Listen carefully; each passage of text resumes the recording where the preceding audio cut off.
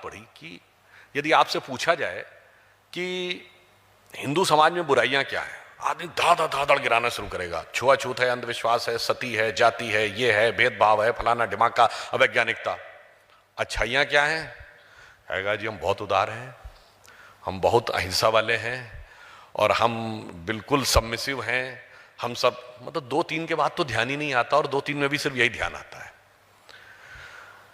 सावरकर जी ने अपने लिटरेचर में लिखा कि सद्गुण बहुत श्रेष्ठ चीज होती है, परंतु सद्गुण की अभिव्यक्ति पात्रता देखकर की जानी चाहिए।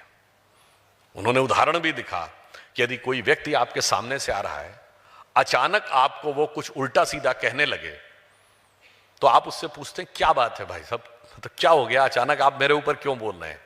पर वहीं पर यदि कोई पशु आपको सामने से आकर आपकी तरफ कुछ आक्रामक होकर दौड़ने लगे, तो आप उसे पूछते नहीं है, तुरंत अपनी आत्मरक्षा में जो करना है वो करने का प्रयास करते हैं। तो उन्होंने कहा हमने यही गलती की और उन्होंने उदाहरण दिया कि यदि पृथ्वीराज चौहान ने एक नहीं अनेक बार मोहम्मद गोरी को छोड़ दिया कि हम बंदी बनाने के बाद आक्रमण नहीं करते, पीठ पीछे भाग रहा है तो आक्रमण नहीं करते, तो उन्होंने कहा, और उसने एक मौका नहीं छोड़ा, तो उन्होंने कहा ये सद्गुण था। परंतु इस सद्गुण के साथ जब सद्गुण अधिकता में हो जाता है, हमारे लिए वो सद्गुण है क्योंकि हम श्रेष्ठ मूल्यों का पालन कर रहे हैं, परंतु सामने वाला जिन मूल्यों का पालन कर रहा है उन मूल्यों के कारण वो एक सद्गुण विकृति का रूप ले लेता है। और कुछ ऐसा ही हमारे स्वतंत्रता आंदोलन के समय हुआ। हम उदारता की वह पराकाष्ठा दिखाते चले गए, महात्मा गांधी के नेतृत्व में हम सत्य और अहिंसा की बात ही करते चले गए, और उधर से डायरेक्ट एक्शन भी होता चला गया और हिंसक भी होता चला गया। तो यहां पर मुझे लगता है कि वीर सावरकर जी की दृष्टि जो उन्होंने बहुत पहले देखी थी, वो कहीं ना कहीं आगे जाकर यानी 1947 में आकर जो उनकी दृष्टि थी वो ज्यादा उचित और युक्ति संगत प्रतीत होती थी। वीर सावरकर जी भारत के इतिहास के पहले व्यक्ति हैं जिन्होंने 1857 को प्रथम स्वातंत्र्य समर कहा। 1907 में जो लोग आज ये दावा करते हैं कि मैंने ही स्वतंत्रता संग्राम लड़ा था, मैं विनम्रता से उनसे पूछता हूं कि कांग्रेस का एक नेता बता दे जिसने 1907 से पहले कभी स्वतंत्रता संग्राम को स्वतंत्रता संग्राम कहा हो। केवल म्यूटिनी, रिवोल्ट और सिपाही विद्रोह शब्द ही प्रयोग किया गया। यानी यदि यह कहा जाए कि स्वतंत्रता के भाव की पहली अभिव्यक्ति को मूर्त रूप देने का कार्य वीर सावरकर जी ने किया, तो यह अतिशयोक्ति नहीं होगी। और मैं पिछली बार जब आया था तो फर्गुसन कॉलेज में उनके उस कक्ष को देखने का भी सौभाग्य प्राप्त हुआ था। और यह भी संयोग देखिए, इसी पुणे की धरती से लोकमान्य तिलक भी निकले जिन्होंने सबसे पहले पूर्ण स्वराज्य की बात कही। जब उन्होंने पूर्ण स्वराज की बात 1905 में कही तो लोगों ने कहा ये क्या बात है, अरे ये क्या बात कर रहे हैं। बात थी वाइसरॉय की एग्जीक्यूटिव काउंसिल में कंसेशंस प्राप्त करने की, ये पूर्ण स्वराज की बात कहां से करने लगे, ये तो right wing extremist fundamentalist idea है।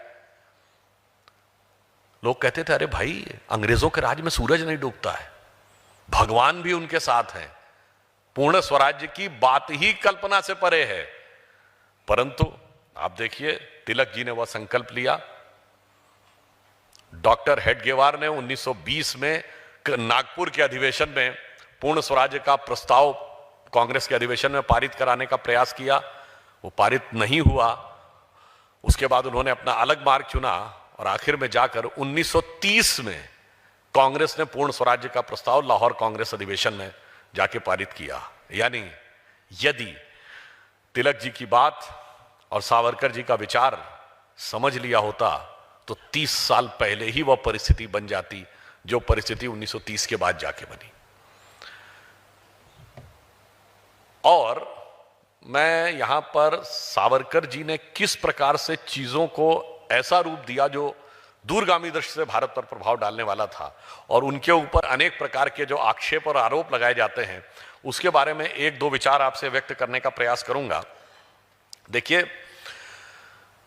यह कहा जाता है कि वीर सावरकर जी ने माफी मांगी थी, बहुत प्रचारित किया जाता है। अब आपको बताना चाहते हैं, वीर सावरकर जी भारत के स्वतंत्रता संग्राम के इतिहास के पहले व्यक्ति थे जिसे 2 जन्मों का कारावास मिला। और 2 जन्मों का कारावास कब दिया गया? 1910। प्रोनाउंस किया गया। 1911 अप्रैल से उनका वह कारावास प्रारंभ हुआ। जब उनको जजमेंट सुनाया गया तो बाहर निकलते हुए उन्होंने हंसते हुए कहा, चलो इसी बहाने अंग्रेजों ने हमारे 2 जन्मों के अवधारणा को तो माना कि एक जन्म के बाद दूसरा जन्म भी होता है। अब महत्वपूर्ण बात यह है कि 1910 में वीर सावरकर को 2 जन्मों का कारावास सुनाया जाता है और 1910 में कांग्रेस का अध्यक्ष कौन था? विलियम वैडनबर्न, ब्रिटिश सरकार का सेक्रेटरी था। अब आप सोचिए, जो कह रहे हैं स्वतंत्रता का आंदोलन लड़ रहे थे, वो ब्रिटिश हुक्मरानों के पैरों के नीचे बैठे हुए थे, और जिसको ब्रिटिशर्स काला पानी में भेज रहे थे वो लड़ नहीं रहे थे। जो ब्रिटिश हुक्मरानों की फर्मा बरदारी और झंडा बरदारी कर रहे थे वो आंदोलन लड़ रहे थे। बहुत से लोगों को नहीं ध्यान होगा, ये तो सबको पता है कि 1885 में कांग्रेस की स्थापना एक अंग्रेज अधिकारी एलन ऑक्टेवियम ह्यूम ने की थी। मगर आप में से बहुतों को नहीं पता होगा कि पहले 25 साल में कांग्रेस में एक नहीं कई अंग्रेज अधिकारी, ब्रिटिश सेक्रेटरीज कांग्रेस के अध्यक्ष रहे 1885 से 1910 तक, जिसमें विलियम वैडनबर्न, जॉर्ज यूल, अल्फ्रेड रोब, ये सब कांग्रेस के अध्यक्ष हैं।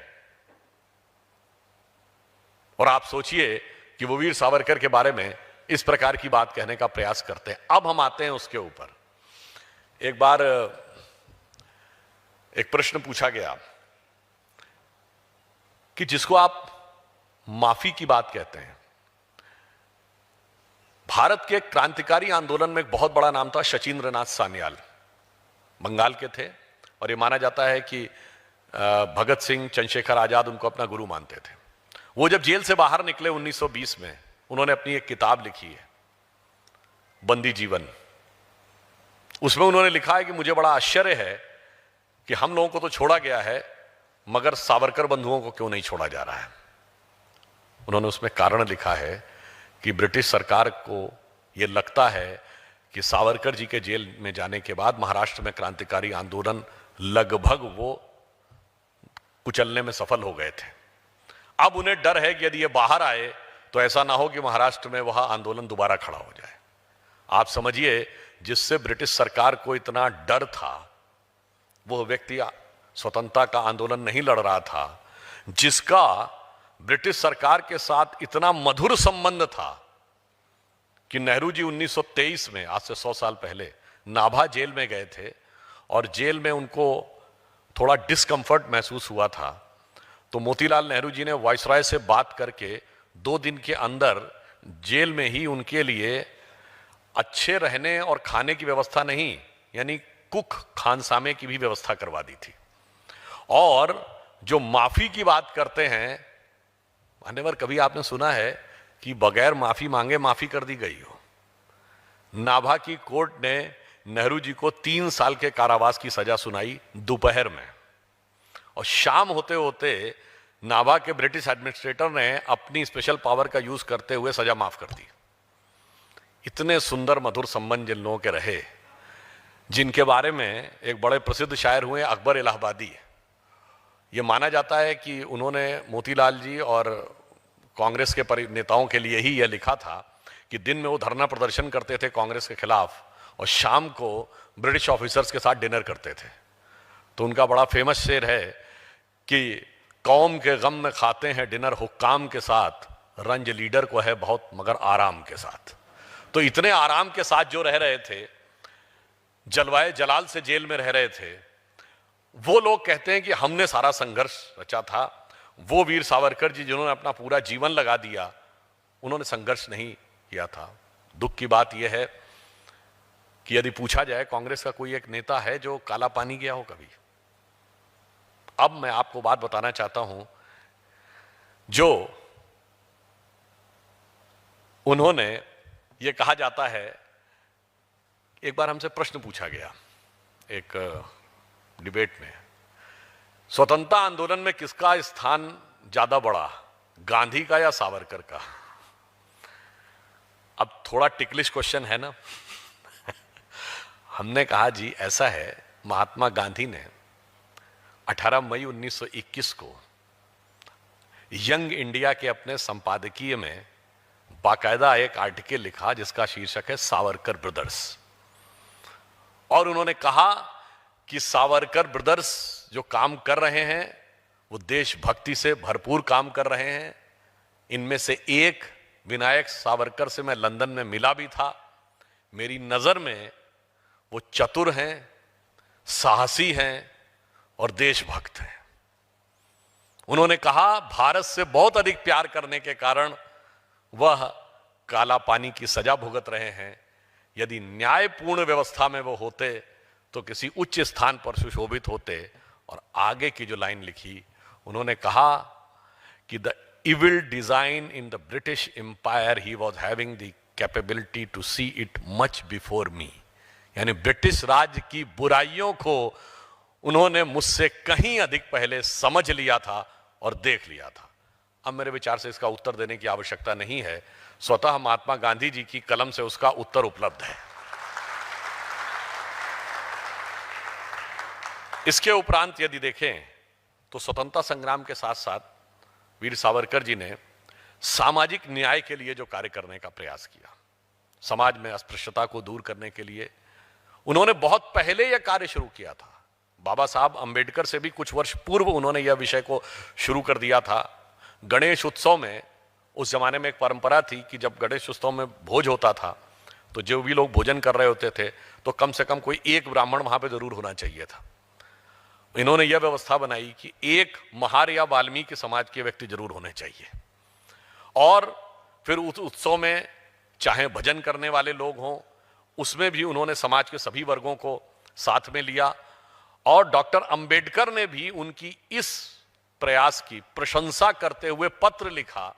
उन्होंने कहा कि मैं अप्रिशिएट करता हूं आपके इस प्रयास को कि जो आप अनटचेबिलिटी के लिए कर रहे हैं, परंतु हिंदू समाज के साथ पूरे इंटीग्रेशन के लिए सिर्फ अनटचेबिलिटी नहीं बल्कि इस कास्ट के सिस्टम को भी समाप्त करने की आवश्यकता है। और आप उस कुछ चुनिंदा नेताओं में हैं जिन्होंने कि इस बात को समझकर प्रयास किया है। और ये डॉक्टर अंबेडकर के वर्क्स एंड स्पीचेस जो धनंजय कीर जी के द्वारा प्रकाशित है उसमें बाकायदा इसका उल्लेख है। इसका अर्थ क्या हुआ कि वही जो बाबा साहब का विचार था, सावरकर जी उसी विचार को आगे बढ़ा रहे थे। तो एक तरफ वो राष्ट्रवाद के विचार को लेकर आगे बढ़ रहे थे और दूसरी तरफ समाज के हर वर्ग को न्याय मिले, हर वर्ग को सम्मान मिले, उसके लिए भी आगे बढ़ रहे थे। अगर आज हम देखें, अब हम आज के कालखंड में आ जाएं, यह स्वतंत्रता का अमृत महोत्सव वर्ष पिछले वर्ष पूर्ण हो गया है। प्रधानमंत्री जी ने कहा कि यह अमृत महोत्सव वर्ष नहीं समाप्त हुआ है, अब अगला 25 वर्ष का कालखंड जब हम 75 वर्ष से 100 वर्ष में पहुंचेंगे वो प्रारंभ हुआ है, जिसे उन्होंने अमृत काल कहा है। और इसमें सारा का सारा जो ध्येय है विगत 9 वर्षों से, वो मोदी जी की सरकार का क्या है? सबसे पहले उस गरीब वंचित व्यक्ति को जीवन की मूलभूत आवश्यकताओं की उपलब्धि सुनिश्चित कराना, वही जो सावरकर जी का और अंबेडकर जी का विचार था। 48 करोड़ लोगों को जनधन अकाउंट मिले, 12 करोड़ लोगों को शौचालय मिला, 3.5 करोड़ प्रधानमंत्री आवास योजना मिली, 50 करोड़ लोगों को आयुष्मान भारत में स्वास्थ्य कवर मिला, सारे घरों को बिजली मिली, नल से जल 11 करोड़ घरों में पहुंचा। और इसी के साथ साथ सबको वो मूलभूत आवश्यकताएं सुनिश्चित कराने के बाद राष्ट्र का जो गौरव है, राष्ट्र की जो आंतरिक और बाह्य सुरक्षा है, उसको भी उतनी ही मजबूती से किया। यूं कहें कि जब स्वतंत्रता मिली उसके बाद लंबे समय तक जिसे हम स्वराज्य कहते हैं, उस स्वराज्य में स्व का तत्व तो था ही नहीं। कुल मिलाकर हम लोग जो बचपन में गीत गाते थे, कहते थे उगा सूर्य कैसा कहो मुक्ति का ये, उजाला करोड़ों घरों में न पहुंचा, खुला पिंजरा है मगर रक्त अब भी थके पंछियों के परों में न पहुंचा। तो उसको सुनिश्चित करने का प्रयास किया। वही विचार जो 100 साल पहले सावरकर जी ने प्रतिपादित किया था, वो ही आज की डेट में चरितार्थ हो रहा है।